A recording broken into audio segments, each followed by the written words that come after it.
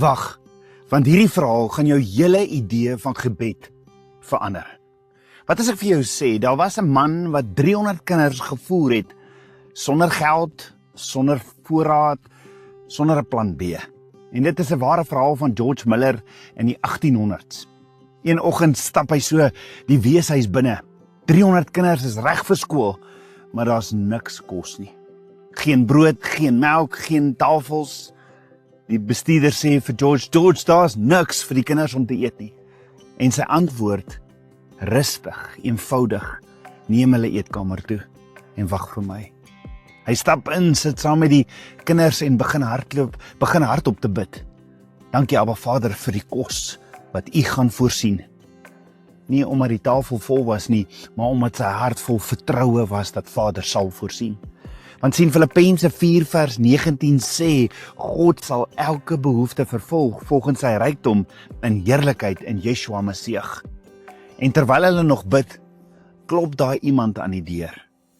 Ja, die dorpsbakker staan daar by die deur en hy kon nie slaap nie. En hy sê, ek moes net brood vir julle bring. Kort daarna nog 'n klop, die melkman. Sy wa het gebreek reg voor die weeshuis en hy sê, kan julle die melk gebruik? Anders bederf dit alles. En daardie dag is daar genoeg vir 300 kinders, melk en brood. Maar hier is wat jy moet mooi hoor. George Miller was nie altyd 'n man van geloof nie. Hy was 'n jong man in Duitsland wat gesteel het, gelieg het, gedrink het en gelowiges gespot het. Totdat hy eendag in 'n klein gebedsgroep instap en Abba Vader se liefde hom so aanraak. Daardie nag kniel hy en bid, Jesus vergewe my, was my skoon, ek wil U ken. En van daardie oomblik af verander alles. Hy begin bid, hy leef vir die woord en volg Vader se weë, selfs wanneer almal hom verlaat. Later in Londen raak sy geld op. Hy het geen ondersteuning nie, geen sekerheid nie. Hy sit op 'n bankie soos hierdie en sê, Here, ek het niks meer oor nie. En Abba Vader lei hom weer, elke keer op tyd. Toe sien hy kinders op straat, honger, alleen, verlore en hy begin bid vir 'n weeshuis. Nie net vir kos nie, maar vir alles, vir geboue, personeel, klere en voorsiening. En Abba Vader antwoord, dag na dag, jaar na jaar. En meer as 10,000 kinders het deur sy hande gegaan. Alles deur gebed en totale afhanklikheid. George het gesê, hou Vader se woord in jou een hand en hy sal jou die ander hand sal hy voorsien.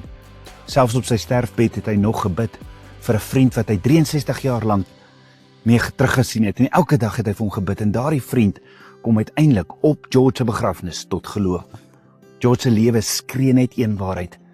Abba Vader beantwoord gebede. Nie altyd op jou tyd nie. Nie soos jy dink nie, maar altyd getrou. So hier is die vraag vandag. As Abba Vader dit deur George Miller kon doen, wat kan hy nie deur jou en deur jou gebede doen nie? Want sien, geloof begin waar beheer eindig. En gebed is waar hemel en aarde ontmoet. As hierdie boodskap jou geraak het, volg ons page, like die video en deel dit. Tag ook 5 mense in die comments wat dit moet hoor. En staan 'n kans om hierdie week die boek Yeshua uit slawerny te wen. En onthou, staan op, jy is geroep vir 'n tyd soos nou.